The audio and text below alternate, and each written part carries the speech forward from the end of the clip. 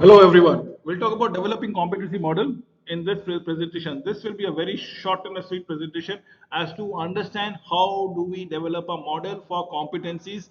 So let us proceed all together. First and foremost, what competencies are we looking at? What are the contexts that we are going to put through? How this model is to be utilized? What are the benefits that we want to derive from the model?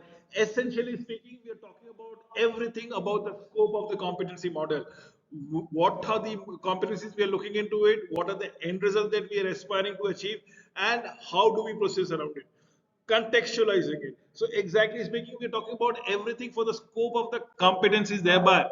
So competencies models, we will go one at a time, leave one thing at a difference. What we're looking into it, first and foremost things is putting people and honoring them, making sure that nobody's dignities is being hampered upon it. So we're talking about honoring people, honoring place. Place is the flora, the fauna, the environment all together. We are looking at sustainability. We are looking as a responsible organization. So we are culturally sensitive, we are socially sensitive, we are looking at an indigenous equipment with a positive frame of mind. That is what we are trying to honor people, honor places. Then we are talking about team building as far as working together. What we are looking out here in terms of team building, we are talking about developing partnership, developing the sons of the soils, developing vendors, giving up off jobs things to the local population, ensuring there is much more of an employment generations in the per se. So we are talking about diverse perspective, bringing a different viewpoint. We are bringing people from technically sound background as well as from socially different backgrounds so that everything can be integrated. We try to build personal insight. Next is what we try to do around is whatever we have done, whatever we have achieved till this stage, we need to improve it by leaps and bounds by the third step. This is what we are looking forward it. And essentially, how do we go it? We make it better, we advance it, we optimize it, we prune the cost, we make it much more responsive towards the environment, responsible towards the local persons around here, making everything agile, making informed decision when different perspectives have been brought in, different voices has been heard, provide an excellent service and focus on quality. Last but not the least is make a difference. Ensure that you are way ahead of your competitors. Ensure that whatever experience people are having associating with you are a pleasant one. Tell that story, show them the big picture, and I'm sure your competency model is going to flourish every now and then. So what makes a model different? Any model per se needs to be different in the sense that it is much more responsive towards the changing environment, to the dynamic environment per se. It has to be agile, not only agile, the model, it should be so dynamic that it should be aspirational in nature, improving in qualities one at a time, differentiating from the rest. We cannot have the same run of the mill models altogether, the same attributes that needs to be ascertained. We are looking at total quality management, we are looking at just in time methodology, we are looking at the Kanban system, we are looking at the Six Sigma quality altogether. So we need to differentiate, we need to upgrade it time and align, we need to be aspirational, we need to be differentiate. And in most process, if this has to be dynamic, it cannot be a traditional mode on a hierarchical methodology. It has to be in a non-traditional way, non-hierarchical, and not prescriptive. Why? Because people should not give advice.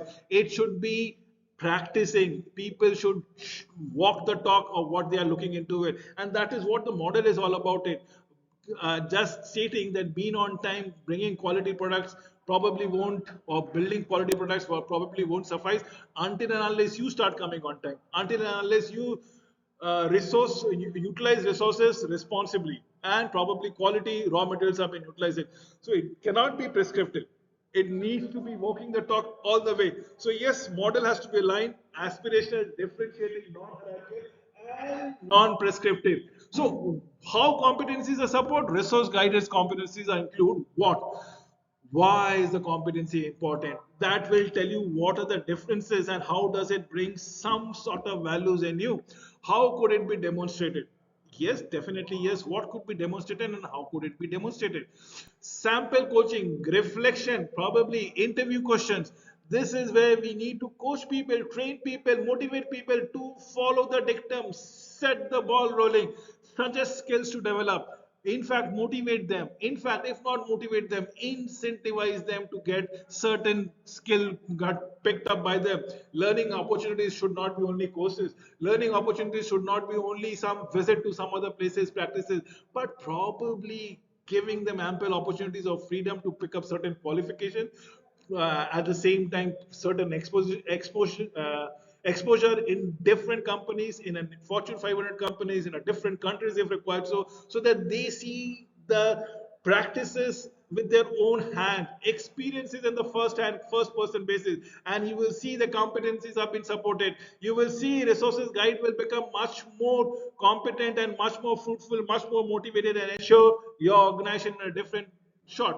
So let us talk about the question that needs to be answered, the snapshot of question that I'm trying to going around it. So does the competency resonate with you? You need to identify with the competency. The employee needs to understand that it is beating the same song that the organization is tuning at for it. So if there is a tandem synchronicity, you will see things happening, miracles happen. What aspect of values, what aspect of cultures identify? Do you see, do you highlight in the company of your choice? Do you espouse it? Do you wear the logo of the company with pride? If so, things are in the right places. If you are not comfortable wearing the logo on your shirt or probably on your top, you are uncomfortable, you do not actually espouse the values of the company that you're working for it, that needs to be, these questions needs to be answered time and again. And how do you see yourself using competency model? Probably the resources thereby as and when on basis. So let me give you a guide to using competencies. First and foremost thing is the development of your job description. Interview questions, selection criteria. Now, job description question will actually tell you what jobs you are doing it, how you are doing about it, when to do about. Interview questions will give you exact answers that you would be trying to figure out. Try to figure out the keywords that have been answered by the incumbent, the applicant, and the keywords should match your keywords as far as the organization is concerned. And then it becomes a mapping fit, a fit with an organization, with the employees, onboarding of new employees, employee performance in the development conversation. This can be done with a different perspective in a workshop method, in a brainstorming method, giving an ideal questions to them, a situation to them, and coming up with different alternatives. Employee recognition is a vibrant thing where you just have to pat the back of a person to make him or her conscious about things that he or she is contributing is actually been noted down and recognized by the company. So employee recognition is one of the major things. Last but not the least would be a succession planning and your development of the leadership as on when on goes around it. This will help to build not only a foundational roles but have an organization which will be plummeting for next centuries to come around it. Succession planning will ensure that this organization will not go into a doldrums come what may. Things might be the environment, the economic environment might go topsy-turvy, but the organization will be steady as a rock as the case might be. And that is what we are looking about guiding using the competencies. With this, I come to an end of this presentation. Thank you for watching this video about competency and developing them. Remember, unique competencies needs to be developed. Unique model has to be developed for your companies, and you are the only person who can do around it. You need to keep the end objective in mind and start backtracking about it as to what competencies would lead actually to the end objective. If you have understood the competencies, how do you measure that competencies? Now measurement has been done, your model is almost ready. With this, I come to an end. Thank you very much for watching this video till the end.